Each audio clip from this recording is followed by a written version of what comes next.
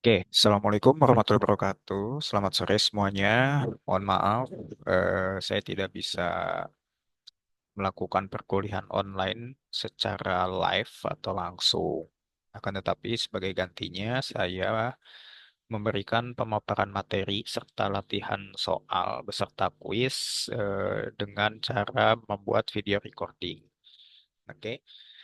Jadi untuk mata kuliah manajemen risiko keuangan kali ini kita sudah sampai ke sesi ke-12 yaitu mengenai materi risiko likuiditas. Nah, risiko likuiditas di sini kita akan persempit cakupannya supaya tidak terlalu luas. Jadi kita akan membahas risiko likuiditas di perbankan atau di suatu bank, baik bank syariah, bank konvensional, ataupun bank perkreditan rakyat, ataupun bank pembangunan daerah. Jadi risiko likuiditas kali ini kita akan skup pembahasannya hanya di bidang perbankan, gitu ya. Oke, kemudian saya akan share screen terlebih dahulu terkait materi yang akan kita bahas pada hari ini, yaitu terkait dengan risiko likuiditas di sini. Oke. Pertama-tama, apa sih yang kita bisa pahami di dalam memahami risiko likuiditas di sini? Menurut Peraturan Bank Indonesia atau PBI nomor 11 nomor nomor 11 garis miring 25 garis miring 2009, di sini dijelaskan bahwa risiko likuiditas adalah risiko bank akibat ketidakmampuan bank. Di sini, akibat bank tidak mampu memenuhi kewajiban yang telah jatuh tempo dari pendanaan arus kas dan atau aset likuid tanpa menggunakan aktivitas sehari-hari. Jadi kan kalau misalnya kita pergi ke bank kan, tujuannya kan untuk menabung. Kemudian kita bisa bebas kan, bisa bebas mau ngambil uang kita kapanpun gitu. Nah, akan tetapi bank tidak akan siap kalau misalnya ada nasabah yang mengambil uang tabungannya dengan nominal besar secara tiba-tiba. Misal contoh, kalau para pengusaha misalnya atau orang-orang kaya gitu ya, misalnya punya tabungan di bank A, misalnya sebanyak 100 miliar gitu di cabang A. Kemudian si pengusaha tersebut ingin menarik uangnya secara keseluruhan yang 100 miliar tadi. Nah, karena sifat bank yang sebagai financial intermediary atau perantara keuangan, uang tabungan yang dari nasabah itu kan oleh bank itu diputarkan terlebih dahulu menjadi kredit. Nah, kemudian kredit itu kan ada jatuh temponya atau tanggal jatuh temponya.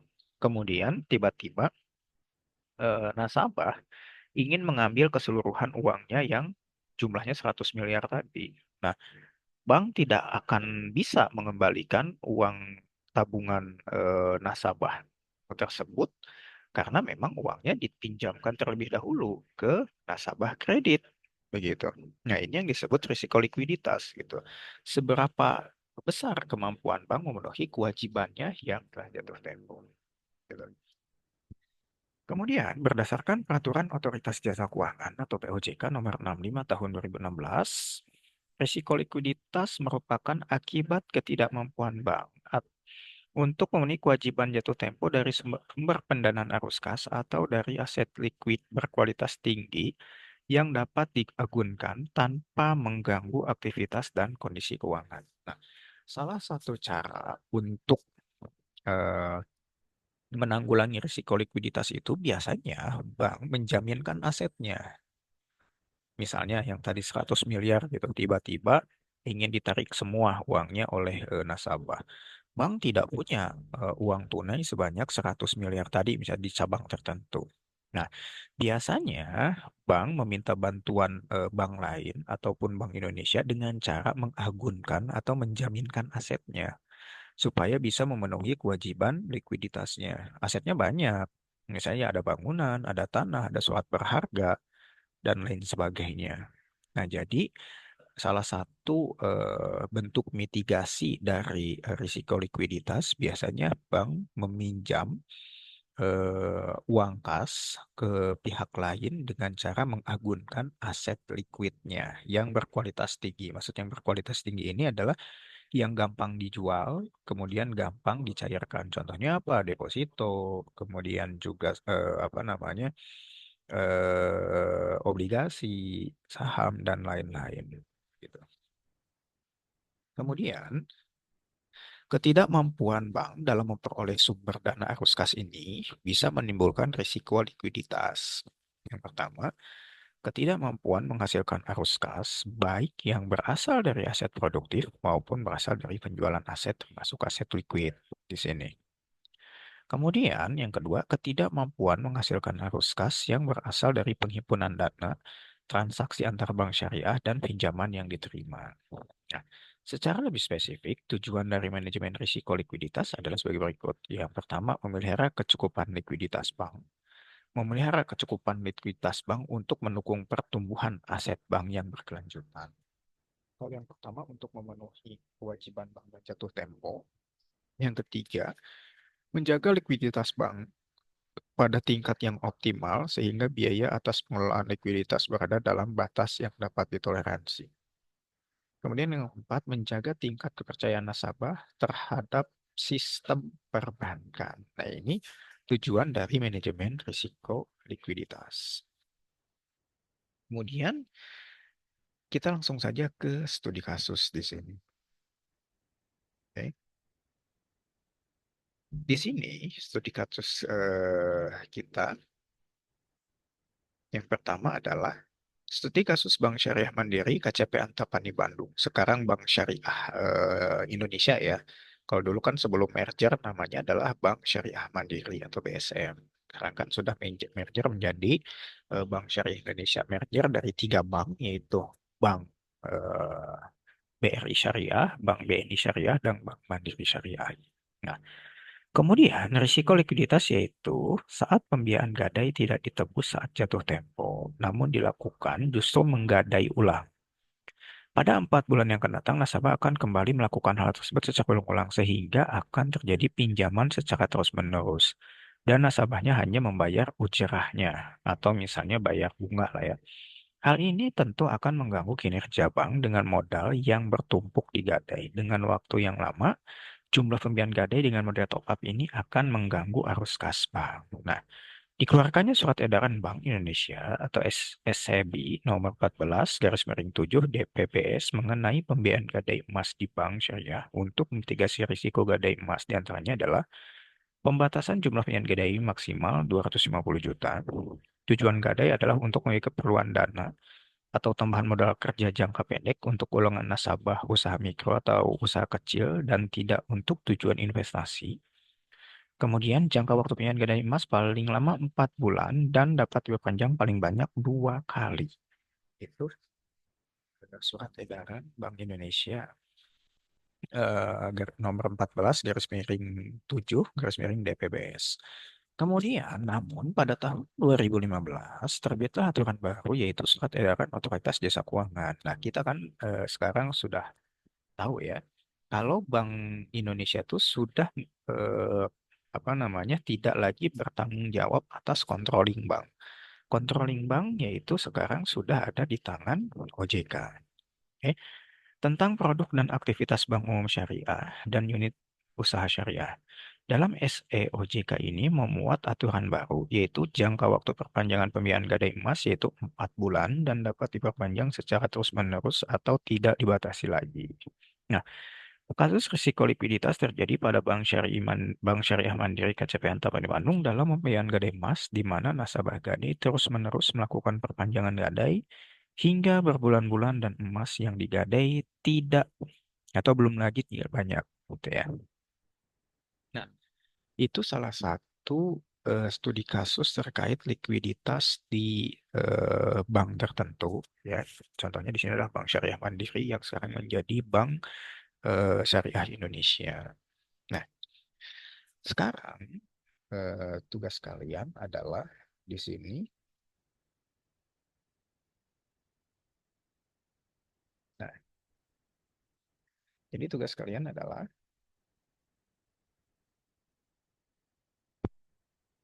yaitu menganalisis risiko likuiditas.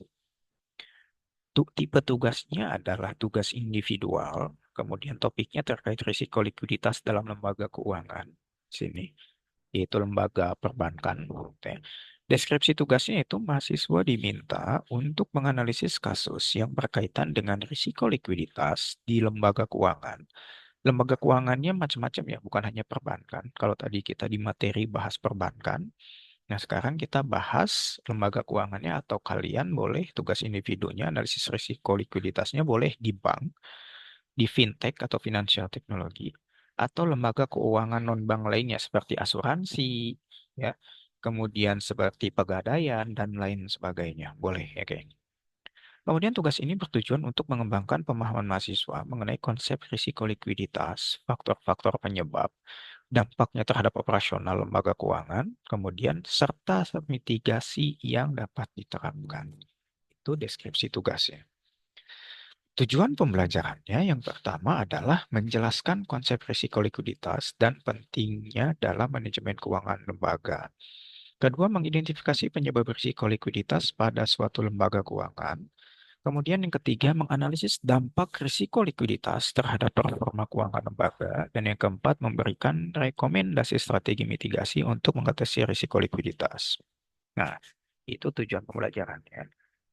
Tunjuk pengerjaannya. Yang pertama, pilih kasus. Pilih satu kasus risiko likuiditas pada lembaga keuangan yang pernah terjadi secara nyata atau melalui studi literatur. Nah, kalau tadi kita di materi, kita bahas Bank Syariah Mandiri, kantor cabang Antapani, kan, yang nasabahnya menggadaikan emas secara berulang-ulang. Nah, waktu itu oleh BI dilarang maksimal hanya 2 kali, tapi diralat lagi oleh OJK kalau nasabah itu boleh menggadai emas secara berulang-ulang. Nah, kalau dulu kan takutnya mengganggu arus kas atau likuiditas bank, tapi kan sekarang sudah tidak ada lagi aturan tersebut. Nah, kalian juga cari studi kasus terkait risiko likuiditas tersebut bukan hanya di Bank Syariah Mandiri, cari bank lain atau fintech ataupun lembaga keuangan non-bank lainnya terkait risiko likuiditas seperti apa yang mereka alami. Gitu. Kemudian sumber dapat berupa jurnal akademik, laporan tahunan bank, berita ekonomi, ataupun studi kasus lainnya. Oke. Kemudian struktur laporannya adalah laporan harus disusun secara sistematis dengan struktur berikut. Yang pertama, ada pendahuluan yang terdiri dari latar belakang risiko, definisi risiko, dan pentingnya pengelolaan risiko likuiditas. Kemudian ada deskripsi kasusnya, profil lembaga keuangan, kronologi kejadiannya, dan identifikasi faktor-faktor penyebabnya. Kemudian yang C, analisis dampaknya, yaitu analisis dampak risiko likuiditas terhadap operasional, profitabilitas, dan stabilitas lembaga. Kemudian gunakan data keuangan jika tersedia untuk mendukung analisisnya, jika ada. Kemudian strategi mitigasi. Di sini jelaskan strategi atau langkah yang telah atau seharusnya diambil oleh lembaga untuk mengatasi risiko likuiditas tersebut. Kalau tadi kita di materi kan ada caranya dengan meminjam ke pihak lain dengan cara menggadaikan agunan gitu ya.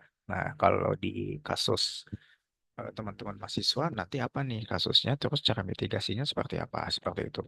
Kemudian, berikan contoh penerapan strategi mitigasi seperti manajemen aset, peningkatan cadangan likuiditas, pendanaan jangka pendek, penerapan kebijakan pembatasan risiko, dan lain sebagainya. Nah, kemudian bagian terakhir adalah kesimpulan dan rekomendasi. Berikan kesimpulan dari analisis kasus yang teman-teman pilih, kemudian rekomendasikan kebijakan untuk lembaga keuangan dalam menghadapi risiko likuiditas di masa yang akan datang. Gitu ya. Kemudian referensinya supaya seragam semua ya, karena ini bentuknya adalah paper, format referensinya adalah APA style atau Harvard ya. Jadi kalian gunakan Mendeley untuk referensinya. Nah, format laporannya jangan terlalu panjang ya. Di sini cukup 8 sampai 10 halaman aja. Kemudian format penulisannya di kertas ukuran A4, margin 2,5 cm, di semua sisi spasi 1,5, font Times New Roman, ukurannya 12 poin gitu ya. Gunakan tabel grafik atau diagram jika diperlukan. sifatnya adalah soft copy ya, jadi nggak perlu di print, kirim ke latihan atau tugas kuliah sesi 12. Kriteria penilaiannya yaitu kelengkapan dan kualitas analisis 30%, kejelasan deskripsi kasus 20%, relevansi strategi mitigasi 20%, sistematis sistematika penulisan dan format 15%, penggunaan referensi yang valid 15%. Kemudian batas pengumpulannya tugas dikumpulkan dalam format PDF melalui Edlink.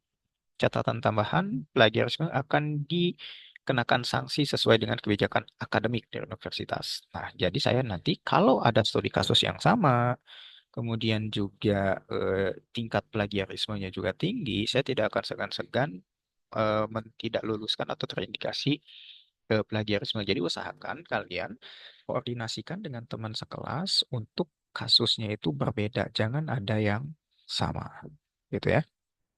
Oke, kemudian mahasiswa diharapkan mampu menyajikan pemikiran kritis dan analitis terkait kasus yang dipilih. Jadi daya analytical thinking kalian yang akan dinilai di dalam tugas kali ini. Kemudian diskusikan tugas ini dengan dosen jika terdapat kendala dan menemukan kasus atau data pendukung lainnya. Gitu. Nah, tugas kali ini bentuknya adalah project base, akan tetapi sifatnya adalah tugas individual.